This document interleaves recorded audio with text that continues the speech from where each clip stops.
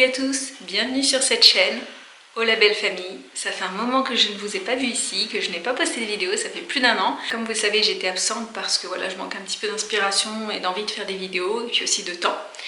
Donc oui, ça fait plus d'1 an que je n'ai rien posté, mais je vous avais prévenu sur Instagram, et d'ailleurs, même sur Instagram, j'ai un petit peu arrêté de poster. D'ailleurs, en fait, si je reviens aujourd'hui, ça doit vous étonner, mais c'est surtout parce que je voulais partager un sujet que je trouve très important. Je ne sais pas comment je vais appeler cette vidéo, comment je vais la titrer, mais je pense qu'elle sera assez claire. Si je vous parle aujourd'hui, c'est parce que j'ai envie de partager un sujet qui est un petit peu tabou, et comme vous le savez, j'aime pas les sujets tabous. Pour moi, c'est vraiment important de parler de ce genre de choses, et quand j'ai vécu ce qui m'est arrivé, c'est vrai que j'ai cherché un petit peu des témoignages et des choses comme ça, et c'est vrai qu'il n'y avait pas beaucoup de vidéos là-dessus, ou alors ça restait très sommaire. J'ai trouvé ça vraiment dommage parce que c'est vraiment... Dans ce genre de situation, on cherche un point de comparaison, on cherche à voir comment les autres ont géré, comment on va s'en sortir, etc. Et donc le sujet, comme vous avez pu le voir, c'est la fausse couche. Comme vous le savez déjà, je vous l'avais déjà dit il y a longtemps, juste avant d'avoir Marceau, j'ai fait une fausse couche, qui était une fausse couche considérée comme précoce et spontanée, parce que je n'ai eu besoin d'aucune aide pour... évacuer l'embryon, et aussi parce que c'est arrivé assez tôt. Je devais être à moins de 5 semaines d'aménorrhée, donc c'est vraiment pas... je pense que j'étais à 4 et quelques, donc c'est vraiment pas non plus... ça reste un embryon certes, mais c'est vrai que je m'étais dit que ça augmentait les chances justement d'avoir un bébé. Une fausse couche c'est fréquent, ça arrive à, je crois, 1 à 2 femmes sur 10, donc c'est très fréquent même si on n'en parle presque pas, et je me suis dit je vais avoir plus de chances pendant les 3 prochains cycles pour avoir un bébé, donc c'est pas grave, et on s'était relancé, et au final Marceau est arrivé, enfin juste après quoi, le cycle suivant, ça avait fonctionné, et j'avais pas eu de problème de décalage de cycle ou quoi. Et quand je vous ai quitté la dernière fois, vous le savez très bien, enfin quand je vous ai quitté, c'est un grand mot, mais vous saviez très bien qu'en fait, nous voulions nous arrêter avec mon mari à 3 enfants. La naissance de Charlotte, la grossesse avait été très compliquée, enfin, je vous avais tout expliqué, vous savez très bien, si vous avez déjà regardé mes vidéos auparavant. Et en fait, l'été dernier, j'ai découvert que j'étais enceinte. Alors là, je vais vous raconter un petit peu ce qui s'est passé. Je regarde beaucoup mon téléphone parce que j'ai tout noté pour pas oublier certains points. Ce qui s'est passé, c'est que l'été dernier, j'ai appris que j'étais enceinte. Un bébé surprise, c'était pas du tout planifié, mais une jolie surprise. C'est vrai que nous ne voulions pas, comme vous le savez, de 4e enfant. Mais nous n'étions pas non plus catégoriques là-dessus. Et c'est vrai qu'on l'a pris comme une belle nouvelle. Enfin, je vais vous expliquer les étapes de tout ce qui s'est passé. Je vais vous raconter un petit peu toutes les étapes. Donc ce qui s'est passé, c'est que en fait, j'ai fait un test parce que j'avais du retard, et je trouvais ça bizarre. Donc ça faisait un bon moment de retard quand même, et on était partis en vacances et tout, c'était hyper agréable. J'étais vraiment hyper détendue, je crois que c'est les vacances que j'ai passées avec le plus de détente possible. J'ai jamais été aussi détendue de ma vie. Tout était agréable, je voyais vraiment la vie du bon côté, ça m'a fait du bien. Et même avant de partir, on avait fait plein d'activités, c'était trop cool, super moment. Et donc au retour, en fait, mon mari doit s'absenter pour aller à un EVG. Et moi, comme j'avais quand même pas mal de retard, mais ça m'arrivait en fait parfois d'avoir des cycles hyper longs. Et du coup, je me suis dit, bon, ça arrive, peut-être qu'avec les vacances, j'étais détendue, ça a peut-être décalé. Donc je me suis pas dit, ah tiens, peut-être que je suis enceinte. Mais du coup, quand il s'est absenté, je me suis dit, je vais quand même faire un test, il m'en restait un. Et j'ai voulu le faire. Et ça s'est tout de suite affiché, la barre s'est affichée directement. Et donc j'étais bien enceinte. Je l'ai annoncé au retour. Moi, je vous avoue que quand j'ai vu ça, j'y croyais pas du tout. En fait, ça m'a vraiment choquée. Je m'attendais tellement pas à avoir un bébé dans le ventre. Pour moi, c'était, même si si un 4e aurait pu s'inviter dans notre vie, vraiment c'était pas pour tout de suite quoi. Donc c'est vrai que ça m'a fait un genre de choc. Et je me souviens, je m'en vais un petit peu avec le recul, vous allez comprendre pourquoi, mais sur le moment je me suis dit mais non, en fait non, c'était pas possible, j'étais non, je comprenais pas en fait comment ça pouvait... Voilà, pour moi c'était pas possible qu'il soit positif, surtout qu'en plus, je vais vous dire quelque chose, souvent avec les retards que j'avais, les gros retards, du coup je faisais des tests. Par sécurité, je savais très bien que faire un test, ça me déclenchait mes règles. Et donc en fait j'avais toujours un test au cas où, et par sécurité, voilà, je savais très bien que si je faisais un test, ça déclenchait mes règles. Et d'habitude c'était toujours négatif en fait. j'aimais bien vérifier tout le temps, j'avais un peu peur de ce déni de grossesse. Je m'étais dit, il vaut mieux vérifier qu'angoisser, et du coup à chaque fois ça déclenchait mes règles, et là cette fois positif. J'étais très choquée, et puis donc je l'annonce à mon mari à son retour et tout et tout. Le temps de digérer, on est quand même très content parce que bah voilà, c'est une belle surprise.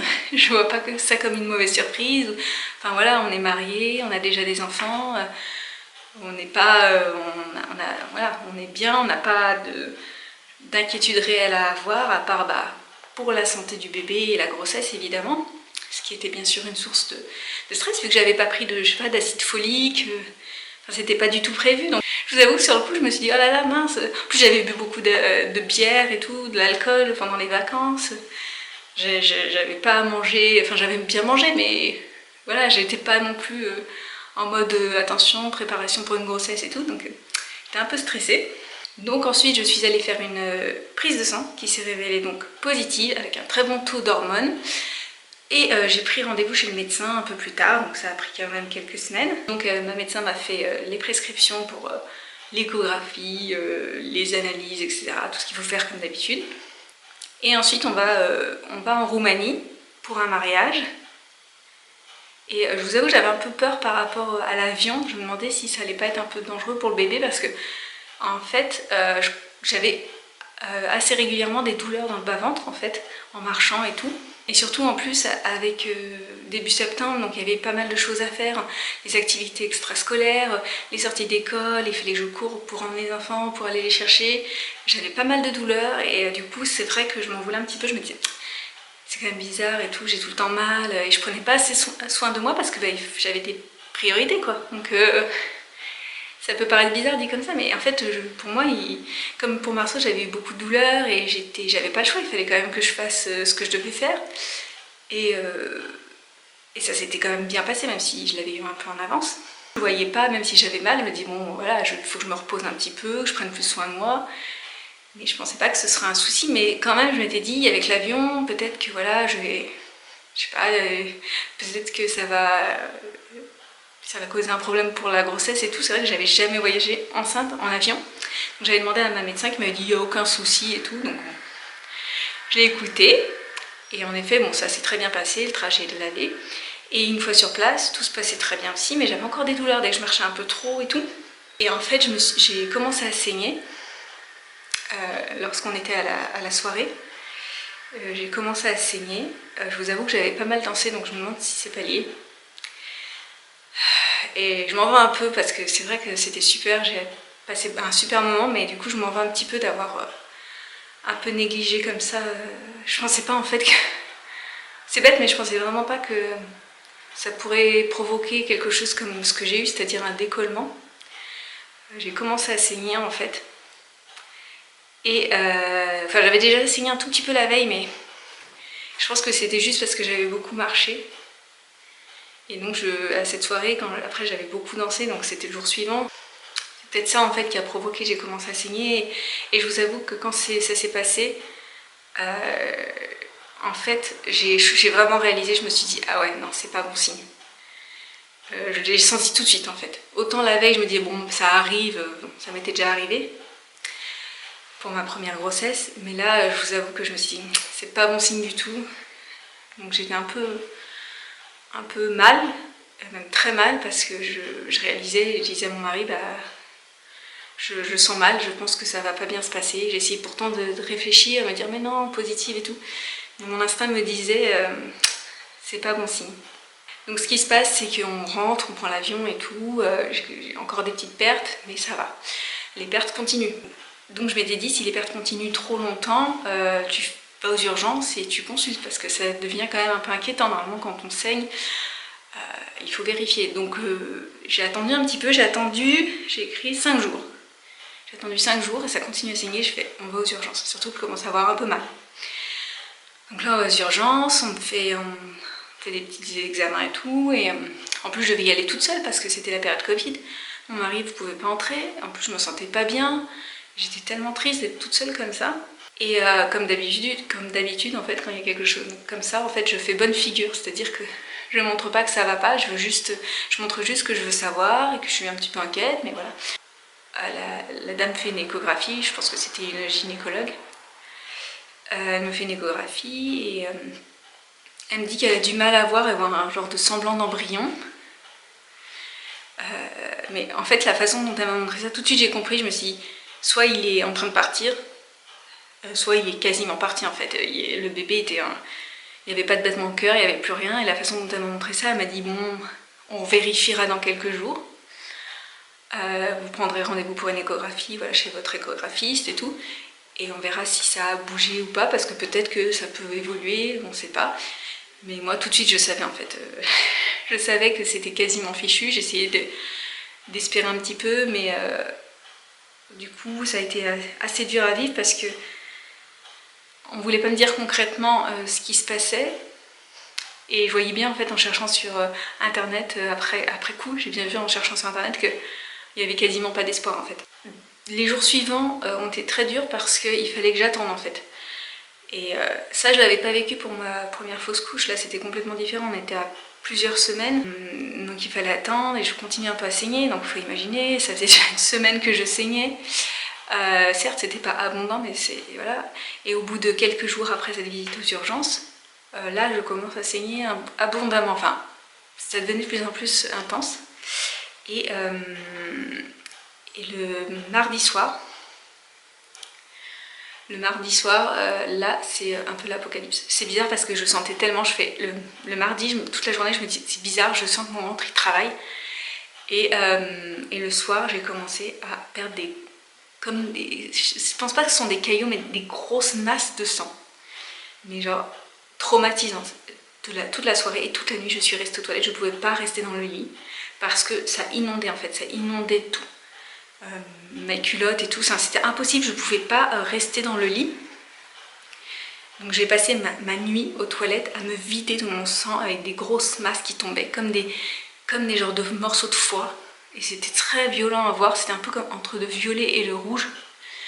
Et ça m'a pas mal traumatisée parce que je peinais, j'avais mal et je savais pas quoi faire. Et ça continuait, je voyais pas d'embryon sortir. Et j'ai très mal vécu, donc ça a été très très dur psychologiquement parce que en fait j'étais très inquiète. Bien sûr il y avait le rythme de la vie aussi, donc le lendemain il y avait l'activité extrascolaire le matin. Heureusement mon mari était en télétravail, j'ai pu emmener, enfin avec difficulté, je m'étais hyper protégée avec une tonne de serviettes et une culotte de règles pour emmener ma fille à pied à son cours. En fait, il fallait que j'enchaîne 2 cours à la suite. Il y avait celui de Jeanne et ensuite celui de Marceau. Et du coup, j'ai commencé à marcher. Et en fait, à peine j'avais commencé à marcher, je sentais que ça recommençait à couler, mais en masse énorme. Donc j'ai avancé, j'ai déposé Jeanne. Et je suis rentrée à la maison. Et en rentrant, en fait, j'ai continué à me vider. Et je me sentais très très faible. Il n'y avait rien qui me faisait aller mieux. J'avais pris un morceau de sucre, ça n'allait pas mieux. Et du coup, après... mon mari est allé chercher Jeanne et déposer Marceau. Et en fait, je l'ai appelé. Il restait un petit peu avec Marceau au tout début. Je lui ai dit, récupère-les, on file aux urgences. J'étais dans un état tellement... Entre le traumatisme, le fait que j'étais aussi assez faible, je me sentais vraiment très faible. Et j'étais pas bien parce que je savais pas trop ce qui se passait et tout, et ça m'inquiétait. Et surtout, il fallait que j'aille aux urgences et le problème, c'est que je savais pas comment faire parce que ça n'arrêtait pas de couler. Donc j'ai essayé de mettre plein de protections et je me suis dit comment je vais tenir pendant tout le trajet. Donc ce qui s'est passé, c'est que mon mari m'a donc emmenée aux urgences. Et là, pareil, j'ai dû y aller toute seule, donc j'ai attendu. Et ensuite, on m'a prise en charge. Et par chance, une fois sur place, j'avais pas trop de pertes. Donc en fait, j'étais un peu gênée parce que je venais de dire que j'arrêtais pas de me vider. Et une fois sur place, il y avait presque plus rien. Enfin, comparé à ce que j'avais avant, quoi. Et du coup, comme d'habitude, je faisais bonne figure, même si j'ai montré quand même que j'étais un petit peu inquiète. Ce qui se passe, c'est que je me sens pas bien, je me sens faible. Et d'un seul coup, on essaye de me faire poser un cathéter pour me mettre du sucre et tout. Et en fait, à ce moment-là, on a du mal à trouver ma veine. Et l'équipe était super, franchement, elles étaient géniales, les filles. Elles ont été adorables, alors que c'était pas facile, il y avait beaucoup de travail. et elles sont bien occupées de moi. Mais du coup j'ai eu un souci avec pour que ma veine soit trouvée. Et en fait le fait de titiller ma veine, déjà que j'étais très mal, ça a commencé à m'emmener, à me faire un genre de malaise. Et je commençais à ne plus rien entendre. Mais à ne plus rien entendre, je partais ailleurs. Vous savez que ça faisait très longtemps que ça m'était pas arrivé, donc ça m'a fait très bizarre. Et après j'ai repris connaissance un peu avec le sucre qui avait été propagé dans mon corps. Mais on a eu du mal à me soulever, il a fallu me soulever et me mettre dans une autre pièce pour pouvoir ensuite. Donc j'étais pas très bien encore, j'étais un peu dans les vapes. Et donc il y a une gynécologue obstétricienne qui a vidé tout le sang qui n'arrivait pas en fait à s'évacuer. C'était ça le problème, c'est qu'il y avait quelque chose qui bloquait la sortie. Et donc ça faisait des gros amas de sang qui ne faisaient que couler par comme des gros morceaux de foie, mais qui étaient en fait d'apparence assez grosses et lourdes, mais qui étaient juste du sang quoi. Et donc on m'a vidé, ça durait assez longtemps, c'était pas du tout agréable, mais il fallait le faire. Elle a utilisé un petit truc, je sais pas ce que c'est, mais qui a permis de racler en fait. Et ça m'a évité du coup d'avoir à faire une intervention, une opération ou une intervention sous anesthésie. Et donc les filles étaient vraiment trop gentilles avec moi. Et après donc on m'a fait une échographie, vite fait on m'a dit bah ça a l'air d'être bon, mais il faut refaire une écho dans quelques semaines. Donc moi sur le coup j'étais soulagée que j'aille mieux en fait, je me disais je vais retrouver mes enfants, je vais retrouver mon mari et j'étais tellement mal, je me disais juste en fait je vais plus avoir mal. Je vais plus avoir ce traumatisme, ces trucs là qui sortaient, qui n'arrêtaient pas et qui vraiment ça me rendait mal quoi. Donc après on m'a mise dans une salle etc. Pendant un long moment il a fallu que j'attende parce qu'il y avait des résultats à avoir et tout. Et ensuite je suis partie. Les jours suivants j'étais un peu ailleurs en fait. Je continue à perdre du sang mais c'était normal, on m'avait expliqué qu'il voilà, il fallait encore que ça s'évacue. Donc ça faisait quand même pas mal de perte de sang depuis le début. Et donc par contre le moral était pas terrible quoi. En fait j'étais juste reconnaissante sur les jours suivants, j'étais reconnaissante d'aller bien en fait. Je disais ouf, ça aurait pu être pire, il aurait pu m'arriver des choses très compliquées que certaines vivent en fait. Mais c'est vrai que du coup j'ai cherché des témoignages et tout, je voyais pas grand chose. Et je me disais c'est dommage parce que j'aurais bien besoin en fait, de quelqu'un qui me comprenne et voilà, que je puisse écouter et essayer de prendre leur expérience à ces personnes. Du coup après quand j'ai quand même réalisé que j'avais plus le bébé, là ça m'a fait un choc. Parce qu'en fait c'est tout bête mais j'avais déjà acheté des petites choses pour le bébé. Parce que j'ai essayé, en fait j'étais tellement en colère contre moi d'avoir un peu rejeté ce bébé au début. Que après j'étais heureuse finalement et je voulais lui acheter des choses un peu pour me faire pardonner. Et même quand j'ai commencé à perdre du sang, j'avais fait préparer quelques commandes sur internet. Donc ensuite, ce qui a été dur, c'est que j'ai reçu ces commandes. Ce qui a été dur, c'est en fait que j'ai reçu ces commandes et du coup, je voyais tous les petits articles pour bébé. Et ça m'a fait un coup en fait. Je crois que c'est là que vraiment j'ai commencé à réaliser. C'est là que j'ai commencé à réaliser qu'il était parti. Ça a été très dur en fait. Il n'y a pas un jour après, donc le bébé il avait quoi? C'était en fait encore un embryon, il était à 9 semaines d'aménorrhée, peut-être un peu plus. Et il n'y a pas un moment après avoir reçu les commandes, je crois qu'il y a tous les jours, c'est sûr, tous les jours j'ai pleuré en fait. Tous les jours je me surprenais à pleurer comme ça d'un coup. Comme si je faisais un genre de mini-dépression parce que je réalisais que il était plus là quoi. Ensuite en octobre j'ai fait, donc je crois que c'était un mois après la perte du bébé, donc fin octobre. Fin octobre j'ai fait une échographie avec mon échographiste en ville. Et donc il m'a fait l'échographie, il a vu que c'était nickel. En fait c'était vidé, il restait juste un petit peu de masse à disparaître, mais donc je perdais encore du sang. Enfin, j'avais encore des pertes de sang jusqu'à genre un jour ou deux avant l'échographie. Je crois que ça s'était estompé la veille. Donc imaginez, pendant plus d'un mois j'avais perdu du sang. Même si sur la fin c'était plus léger, vraiment j'étais épuisée.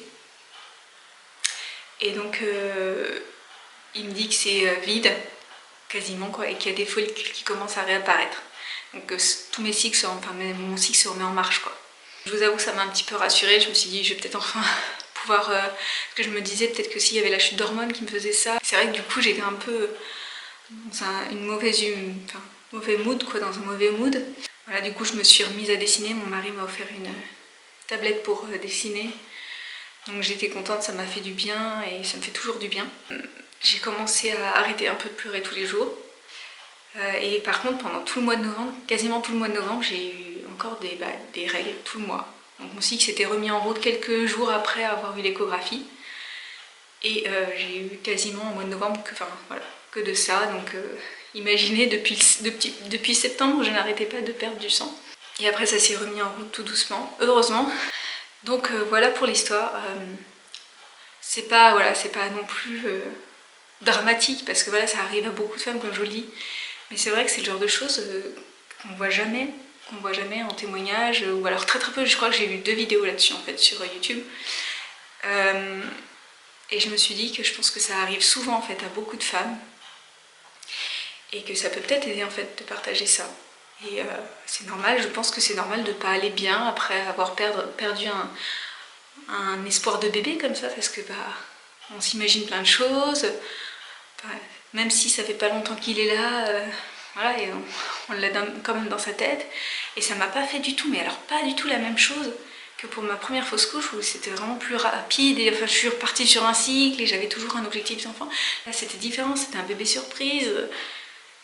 Mais voilà, c'était quand même beaucoup de bonheur, et d'un seul coup en fait on passe vous voyez, c'est quelque chose qu'on ne demande pas, on nous le donne. Même s'il y a le choc, on est content, et puis au final on nous l'enlève. Et ça c'est tellement dur, ça m'a vraiment choquée. Alors vous allez dire, t'as de la chance parce que t'as réussi à l'avoir ce bébé comme ça, même sans le vouloir à la base. Et en fait c'est pas ça en fait. Je comprends, oui bien sûr que j'ai eu de la chance, mais c'est vrai que c'est pas évident, je pense que ça arrive à plein de femmes. Et puis ce traumatisme avec toutes ces pertes et tout, pendant des semaines ça m'a hantée, même encore parfois j'y repense, et c'est très dur à vivre. Vraiment psychologiquement je l'ai très mal vécu. Maintenant ça va mieux parce que voilà, ça fait quelques mois maintenant, donc j'ai fait avec, mais voilà, en fait je voulais juste partager mon expérience, et je parie que vous êtes plusieurs à avoir déjà vécu des fausses couches forcément. Donc, comme je vous le dis, 1 à 2 sur 10, donc c'est pas rien.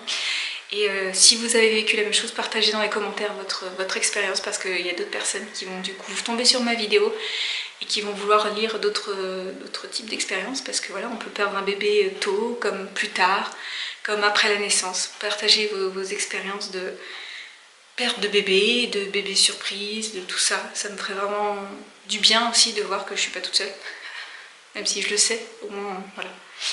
Et que d'autres femmes ne le sont pas non plus. Et voilà, peut-être que je reviendrai bientôt pour faire d'autres vidéos, parce que voilà, j'ai quelques autres idées. Donc j'espère que la vidéo vous a plu, intéressé en tout cas. Si ça vous a aidé, c'est tant mieux. Et voilà, je vous fais plein de bisous, et je vous dis à très bientôt dans une autre vidéo. Salut!